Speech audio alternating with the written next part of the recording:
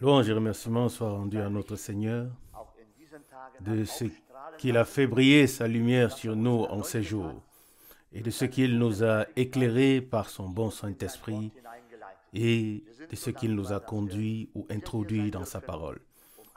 Nous sommes très reconnaissants de pouvoir être ici à nouveau pour adorer et pour lire sa parole, écouter ensemble sa parole pour recevoir ce qu'il a à nous dire. Avant de prier, j'aimerais lire une parole de Deutéronome chapitre 4. Ici, Moïse s'adresse au peuple de Dieu, ou pour bien le dire, Dieu s'adresse à son peuple par Moïse. Et il est dit au verset 1 Deutéronome 4, « Maintenant, Israël, écoute les lois et les ordonnances que je veux vous enseigner, afin que vous viviez et que vous entriez en possession du pays que vous donne le Seigneur, le Dieu de vos pères. » Verset 2. « Vous n'ajouterez rien au commandement que je vous prescris. Vous n'en retrancherez rien, afin d'observer les commandements du Seigneur votre Dieu, tels que je vous les prescris. » Verset 3. « Vous avez vu de vos propres yeux ce que le Seigneur a fait à cause de Baal-Péor, car tous les hommes qui étaient allés à la suite de Baal-Péor, le Seigneur, ton Dieu, les a détruits du milieu de toi. » Verset 4. « Tandis que vous, qui avez ou qui êtes restés attachés au Seigneur, votre Dieu, vous êtes aujourd'hui encore en vie. » Verset 5. « Rappelez-vous que je vous ai enseigné les lois et les commandements comme le Seigneur mon Dieu me l'a ordonné, afin que vous les mettiez en pratique dans le pays dont vous allez prendre possession. » Verset 6. « Vous les observerez et les mettrez en pratique, car c'est en cela que sera votre sagesse et votre intelligence, selon le jugement des autres peuples qui entendront parler de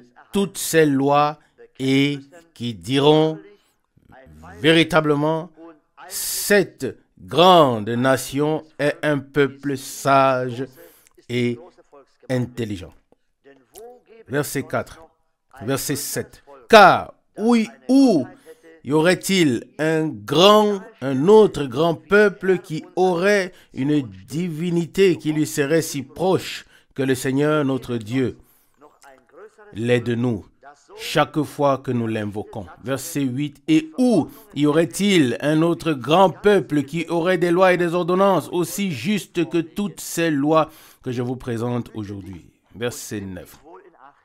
« Maintenant, prends garde à toi et veille à ne pas oublier les événements que tu as vus de tes propres yeux et ne les laisse pas s'effacer de ta mémoire tout au long de ta vie. Non, enseigne-les à tes enfants et aux enfants de tes enfants. » Verset 10. « Souviens-toi en particulier du jour où tu te tenais devant le Seigneur ton Dieu à Horeb, lorsque le Seigneur me donna cet ordre. Rassemble-moi le peuple.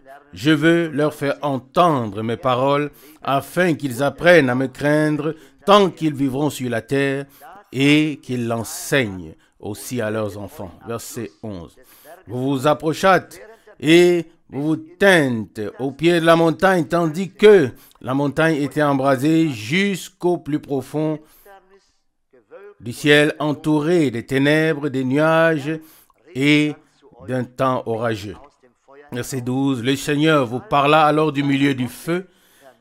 Vous entendîtes le son de ses paroles, mais seulement le son, vous n'avez vu aucune forme. » Verset 13.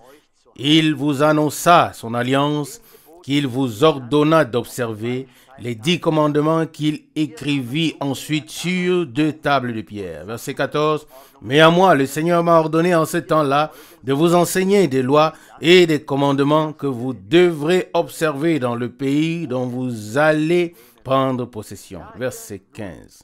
« Or, puisque vous avez vu puisque vous n'avez vu aucune forme de lui le jour où le Seigneur vous a parlé au milieu du feu à Horeb, veillez donc à ne pas pécher en vous faisant une image taillée, une représentation de quelques idoles, une image taillée à la ressemblance d'un être humain ou homme ou femme. Verset 17, une image taillée à la ressemblance d'un quadrupède qui marche sur la terre, une image taillée à la ressemblance d'un oiseau qui vole dans les cieux, une image, une représentation de tout animal rampant sur le sol, une représentation de tout poisson vivant dans l'eau, sous la terre. Verset 19. Même si tu lèves les yeux vers le ciel, si tu regardes la lune et les étoiles, si tu regardes le soleil, la lune et les étoiles, toute l'armée céleste ne te laisse pas séduire au point de te prosterner devant eux et de les servir, car le Seigneur, ton Dieu, les a ordonnés ou bien les a donnés en partage à tous les peuples qui sont sous les cieux pour qu'ils les adorent. Verset 20. Mais vous, le Seigneur vous a pris et vous a fait sortir d'Égypte, de la fournaise de feu, pour que vous soyez son peuple comme vous l'êtes aujourd'hui. Verset 21. Mais à cause de vous, le Seigneur s'est irrité contre moi et il a juré que je ne passerai point le Jourdain et que je n'entrerai pas dans le beau pays que le Seigneur ton Dieu te donne en héritage. Verset 22. Mais je mourrai dans ce pays sans passer le Jourdain, tandis que vous allez le traverser pour posséder ce beau pays. Verset 23. Prenez donc garde à ne pas oublier l'alliance que le Seigneur, votre Dieu, a conclue avec vous, et ne vous faites pas une image taillée, une représentation de quoi que ce soit que le Seigneur, ton Dieu, t'a interdit.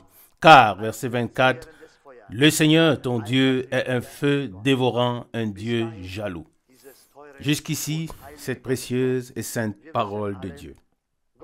Nous savons tous que Dieu a parlé à son peuple d'Israël d'une manière puissante. Il a fait sortir du pays d'Égypte d'une main puissante. Et il leur a ensuite donné son serviteur et prophète et leur a enseigné tout ce qu'il voulait leur enseigner. Je crois que c'est un parallèle avec notre temps et avec notre époque. Nous aussi, nous avons été appelés à sortir de toute église, de toute dénomination. Et peu importe où nous étions, et il a fait de nous son peuple. Nous lui appartenons et je pense que cela est la même chose pour nous, que nous voulons toujours considérer la parole de Dieu, ce que Dieu a donné à son peuple, à ses élus en nos jours. Nous voyons qu'en cette époque-là, c'était Moïse qui devait tout communiquer au peuple. Et dans cette époque, Dieu avait son serviteur et prophète et son messager. Et nous sommes si reconnaissants de pouvoir prêter attention à toutes ces choses et que Dieu nous accorde la grâce de ne pas prendre cela à la légère, mais que nous puissions prendre tout cela à cœur. Prendre à cœur ce que Dieu a dit dans notre temps. Nous voyons que c'était important à l'époque que Moïse, nous voyons que c'était important, oui, ce que Moïse avait à dire. Verset 23, prenez garde à ne pas oublier l'alliance que le Seigneur, votre Dieu, a conclue avec vous. Et nous ne voulons pas que cela arrive, bien-aimés, car il a aussi conclu une alliance avec nous dans notre époque. Et nous ne voulons pas oublier ce que Dieu a fait pour nous, chers frères et sœurs.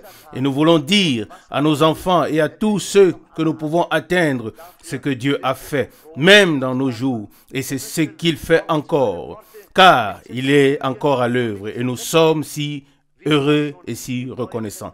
Nous ne voulons rien ajouter ni rien retrancher à sa parole, comme cela a déjà été écrit dans le Nouveau Testament, dans Apocalypse chapitre 22, au verset 18, comme l'a exprimé Jean.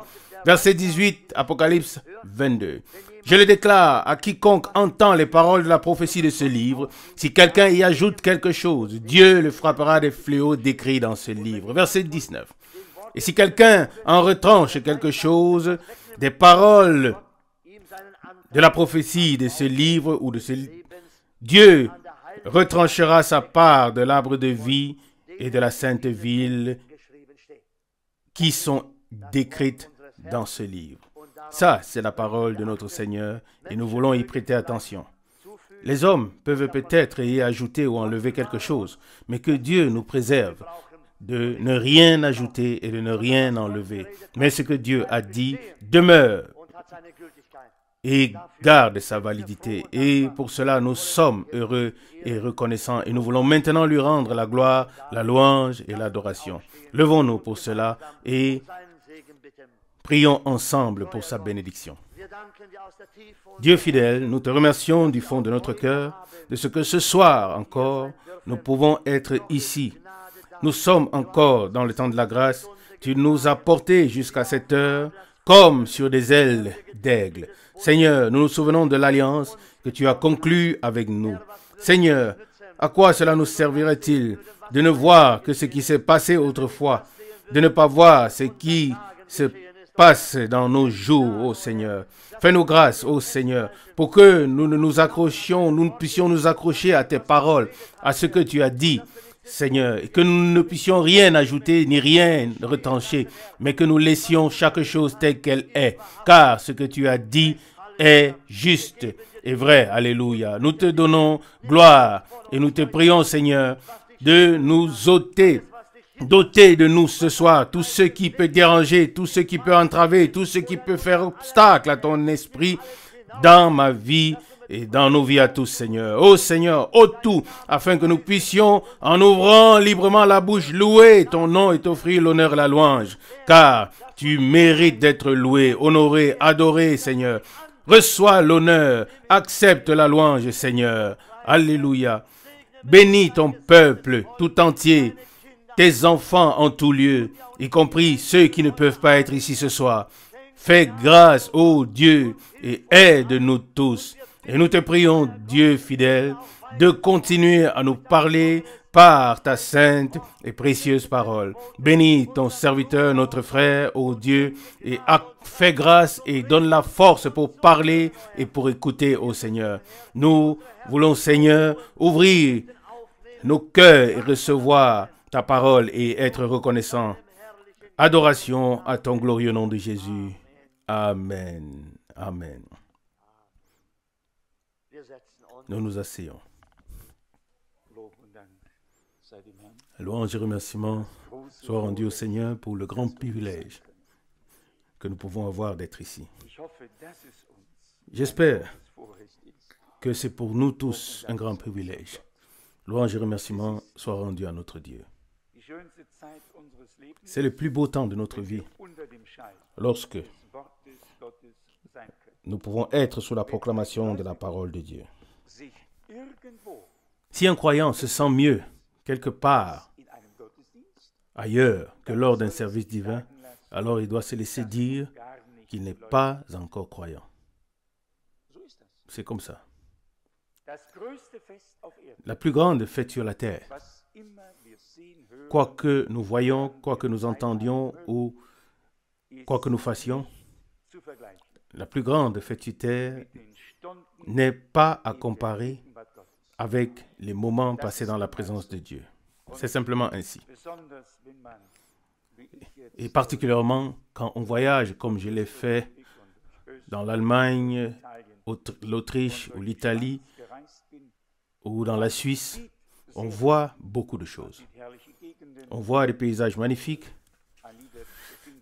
Un compositeur de cantiques chante et dit même, qui exprime que le monde est beau et grand, mais pourtant un désir ardent, me tire loin de la terre. C'est comme ça. L'attraction vers le haut est là. Je vous souhaite tous la bienvenue. Beaucoup reviennent des vacances. Certains travaillent le soir, d'autres sont ici, d'autres ne peuvent pas être ici. En tout cas, Nous sommes heureux d'être ici pour rendre grâce à Dieu ensemble et pour écouter la parole et nous réjouir de la parole. Quand nous avons chanté « L'Esprit de Dieu agit encore une fois », alors je me suis dit « c'est vrai ». Et quand nous avons chanté « L'Esprit de Dieu agit maintenant en moi », alors là, mon cœur s'est mis à battre plus fort. J'ai alors dû me demander « Seigneur, est-ce que c'est vraiment le cas à cet instant, maintenant ?» Et je vous le dis, si ce n'est pas vrai, à un moment donné, ça peut être vrai à l'instant d'après. Nous le chantons avec foi et nous le chantons malgré le diable. Même si ce n'est pas le cas pour le moment, ce sera le cas parce que Dieu l'a dit. Parfois, la foi fait des choses et agit de manière contraire à la raison. Il y a toutes sortes d'inconforts et soudain, on chante un refrain qui dit « Je me sens bien, je me sens bien ». Et tout s'écroule autour de nous. Et d'une certaine manière, on devient silencieux dans la présence de Dieu. Il semble que l'on puisse se mettre dans la grotte comme Élie ou Moïse et regarder comment la tempête passe, comment elle détruit toute chose. Et on reste malgré tout en sécurité dans la confiance au Dieu vivant. Cela ne veut pas dire qu'il n'y aura pas de tempêtes. Les tempêtes viendront. Mais à ceux qui font confiance à Dieu, Dieu dit, mets-toi là, dans cette grotte. Et nous sommes alors en sécurité. Alors nous voyons le Seigneur. Oui, passer dans sa gloire. J'ai ici une lettre de notre bien-aimée sœur, que nous connaissons tous pour la plupart. Oui, à l'époque, elle a déménagé d'ici, mais vous pouvez lire la lettre du désespoir. Dans certaines circonstances et sous certaines influences, des gens ont pris des décisions qu'ils regrettent tellement et avec lesquelles ils ne peuvent plus vraiment gérer les choses. Si cette femme était reprise dans la gloire à un âge aussi avancé, elle créerait encore de désespoir sur son lit de malade ou sur son lit de mort. Et nous voulons vraiment prendre cela à cœur et prier sincèrement pour tous ceux qui ont été emportés, qui ont été sous une mauvaise influence. Et la mauvaise influence se reconnaît au fait que la haine et tout ce qui en découle se manifeste. Là où Dieu est, à cet endroit, il y a l'amour, la paix, le pardon, le salut et la bénédiction. Là, les choses ne peuvent pas être mélangées ou confondues. Ce n'est pas ce que l'on explique, mais la chose elle-même qui se révèle rend témoignage de ce qu'elle est. Amen. Et une personne qui est née de Dieu, qui a fait l'expérience de Dieu, doit avoir la nature de Jésus. Amen. La nouvelle naissance doit apporter la vie nouvelle, divine, dans notre âme. Si ce n'est pas le cas, alors nous nous trompons nous-mêmes.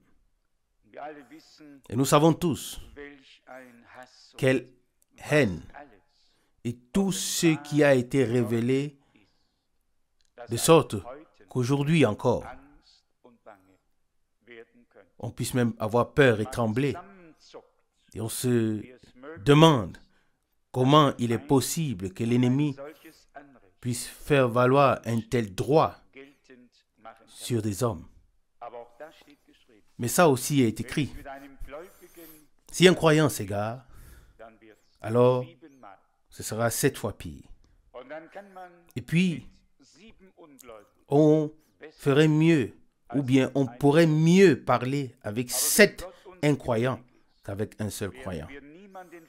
Mais si Dieu nous fait grâce, nous ne jugerons personne. Nous ne nous placerons au-dessus d'aucun homme, mais nous nous inclinerons devant tous, et particulièrement devant la main de Dieu, et nous dirons, Seigneur, nous aussi nous avons échoué, nous aussi nous sommes coupables, mais nous nous inclinons devant toi, et nous nous mettons à la brèche. Ensuite, je donnerai la lettre aux frères pour qu'ils la lisent, et nous allons nous entretenir pour ce qui doit être fait. Mais cela nous montre seulement dans quelle détresse se trouvent des personnes dont la conscience n'est pas encore morte. Certains ont franchi la ligne rouge. L'Esprit de Dieu ne les exhorte plus. Il ne les convainc plus parce qu'ils sont allés trop loin. Mais tous ceux qui cherchent encore la connexion avec Dieu, ceux-là sont encore interpellés par l'Esprit de Dieu. Et c'est alors que vient la prise de conscience intérieure, la conviction de ce qui n'est pas ou n'a pas été juste devant Dieu. Mais il est encore temps. Nous pouvons encore tous mettre les choses en ordre. Mais quand il sera trop tard, aucune prise de conscience, aucun appel ne servira plus à rien. Et maintenant que le temps de grâce est encore là, chacun devrait essayer de mettre de l'ordre dans les choses que le Seigneur a mis en évidence et pointé du doigt, autant que cela est possible, autant que cela peut être fait. Nous avons lu la parole concernant Balaam. Il a été utilisé pour briser la force d'Israël, pour transgresser le commandement de Dieu, pour attirer la colère de Dieu sur son peuple. Ce Balaam était un très mauvais homme. Il était un faux prophète. Il a dit, « Mes yeux sont ouverts. » Il a parlé de l'étoile qui s'élèverait sur Jacob. Il a dit assez pour se faire entendre. Et puis, l'autre chose est arrivée. Dieu avait dit, je crois que nous l'avons lu en partie dans Deutéronome 4. Là aussi c'est écrit que Dieu s'était choisi le peuple parmi tous les autres peuples pour en faire sa propriété. Et Dieu avait suivi un chemin particulier avec ce peuple. Il ne devait avoir aucun mélange, quelles que soient les circonstances, car tous servaient les dieux comme ils voulaient. Et Dieu avait choisi Israël pour servir le seul vrai Dieu. Et les Moabites sont issus, de l'union de Lot et sa femme. Vous connaissez tous l'histoire, sur laquelle ne reposait aucune bénédiction. Et maintenant, il y a aussi la transgression de la parole de Dieu, le fait d'introduire un mélange parmi le peuple de Dieu et d'attirer ainsi la colère de Dieu. Cet homme, j'aurais presque pu donner un mauvais nom. Balaam est encore mentionné dans le Nouveau Testament, dans l'épître de Jude, comme dans Apocalypse chapitre 2, au verset 14. Apocalypse 2, verset 14. « Mais j'ai quelque chose contre toi, c'est que tu as au milieu de toi des gens qui suivent la doctrine de Balaam. » Balaam qui a enseigné à Balak à inciter les Israélites au mal, à manger de la viande sacrifiée aux idoles et à se livrer à l'impudicité. Verset 15. De même, toi aussi, tu as au milieu de toi des gens qui suivent la doctrine des Nicolaïtes de la même manière. Oui, la chose a été reprise de l'Ancien Testament. Oui, on l'a simplement retransmis dans le Nouveau Testament. La seule chose que ces gens avaient à l'esprit était de conduire le peuple à Dieu, conduire le peuple de Dieu à transgresser la parole de Dieu et ainsi à désobéir et par la désobéissance se révolter contre Dieu afin que sa colère puisse s'abattre sur eux. Mais les vrais serviteurs de Dieu ont toujours ramené le peuple de Dieu à la parole de Dieu. Et dans une prédication, Frère Branham dit, combien de Balaam y a-t-il aujourd'hui devant la chair? Le peuple est certainement incité à l'adultère spirituel et à la prostitution spirituelle. Tous suivent le chemin large et ils ne savent pas que des Balaam se tiennent devant eux, qu'ils proclament tous les paroles au conseil écuménique des églises. L'impudicité et la prostitution spirituelle. Et que restait-il? La colère de Dieu s'abattra sur tous. Et c'est pourquoi la proclamation et l'accent mis sur la parole de Dieu de manière si puissante de nos jours. Tout comme il y avait autrefois un vrai prophète qui avait apporté la vraie parole, parole par laquelle le peuple avait été appelé à sortir par des miracles et des signes. Moïse a vu la colonne de feu. Moïse a entendu la voix du Seigneur. Moïse était le prophète que Dieu avait appelé, mandaté et envoyé. Et qui était Balaam? Il n'appartenait même pas au peuple d'Israël. Et soudain, il apparut. Et qu'est-ce qui s'est passé? Dieu n'a pas pardonné ces gens, car ils avaient auparavant entendu le vrai et clair message de Dieu par le vrai prophète de Dieu. Ils savaient ce qui était bien et ce qui était mal. Et après avoir été éclairés par la parole de Dieu, ils se sont détournés d'elle et ont écouté ce fou. Et aucun d'eux n'est entré dans la terre promise. C'est quelque chose de merveilleux de savoir que nous avons entendu un message prophétique. C'est quelque chose de tout à fait merveilleux. Et pour cela, nous sommes reconnaissants à Dieu.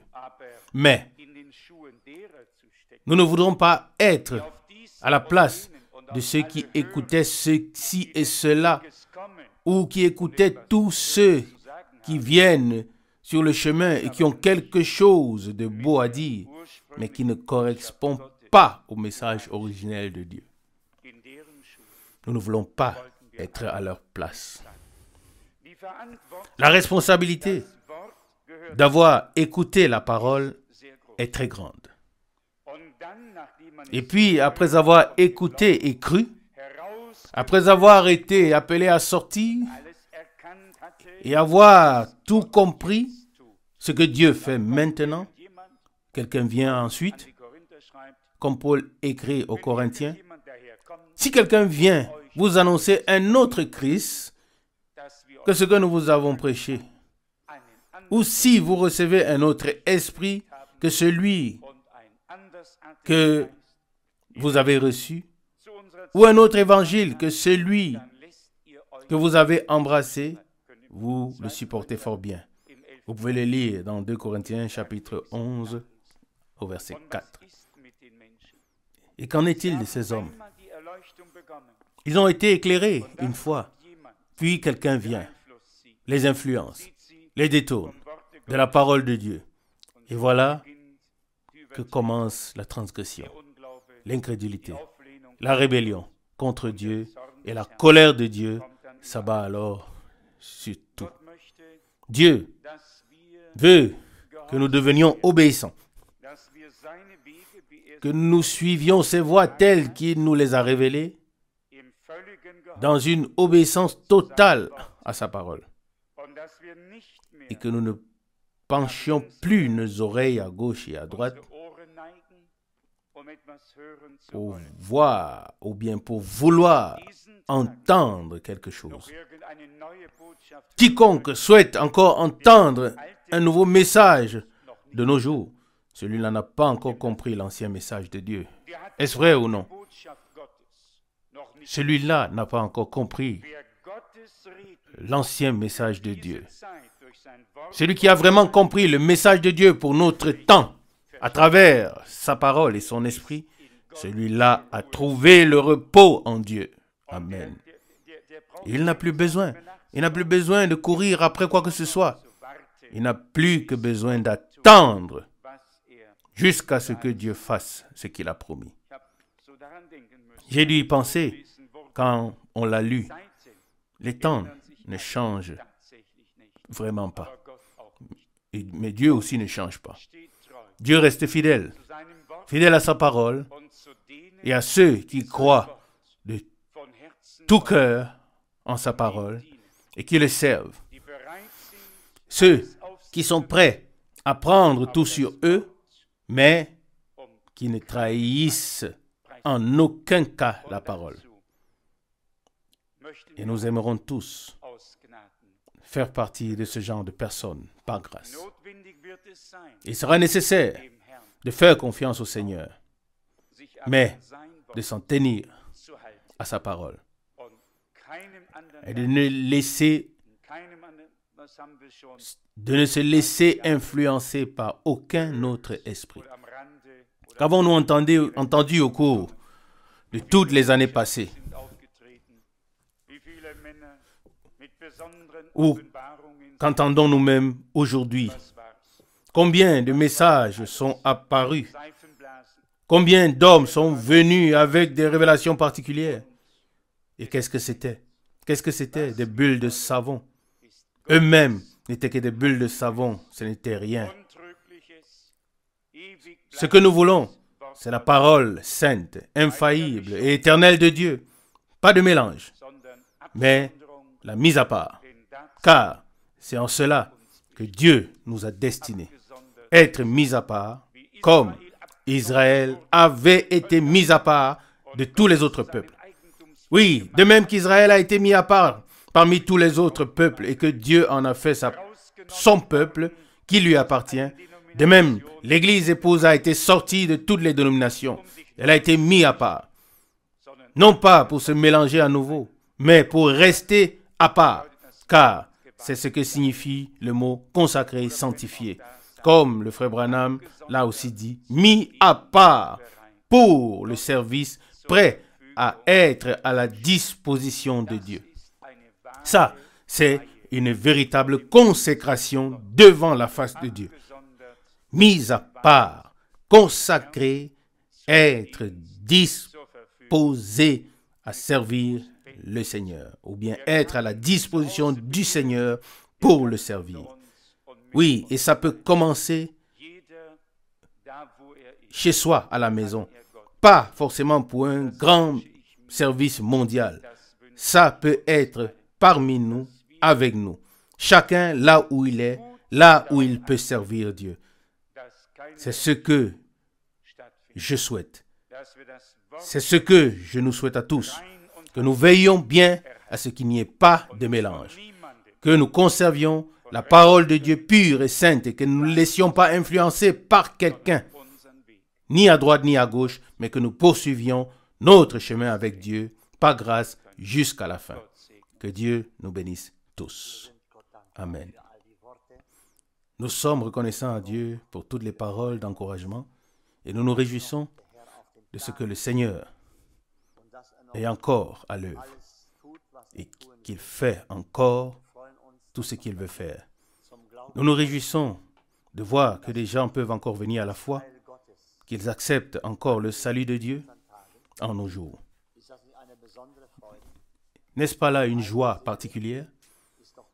Une âme vaut plus que le monde entier aux yeux de Dieu.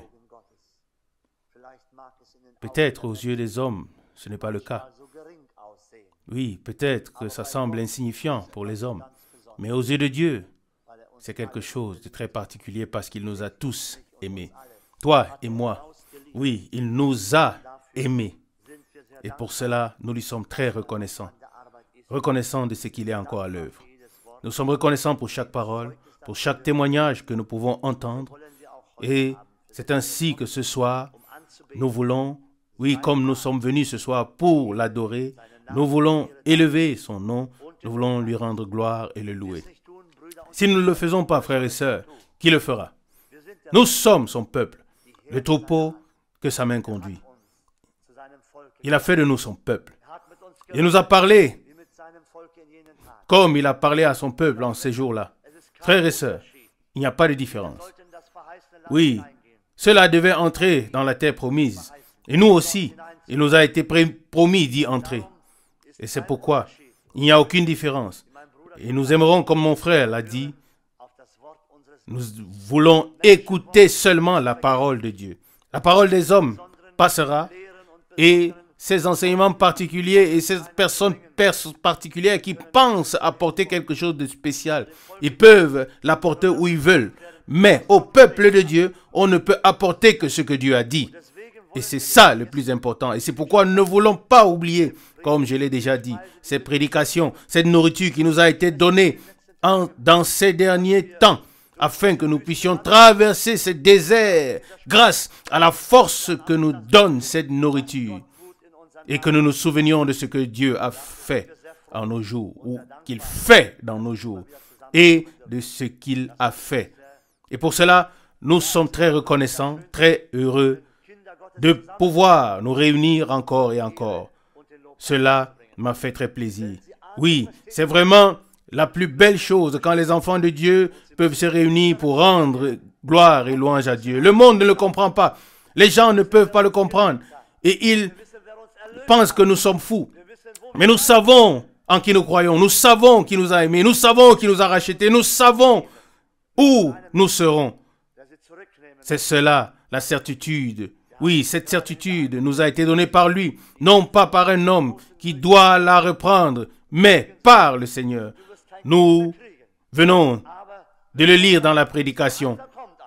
Les médecins et les grands peuvent dire beaucoup de choses. Ils peuvent dire, tu n'as aucun enfant, mais Dieu dit, tu auras encore un enfant. Alors l'enfant viendra. C'est la chose. C'est ainsi, frères et sœurs, nous sommes reconnaissants. Alors ce soir, adorons tous de tout notre cœur. Levons-nous pour cela. Père Céleste, nous te remercions encore ensemble pour ta parole précieuse et sainte que nous avons pu entendre ce soir, par laquelle tu nous as parlé.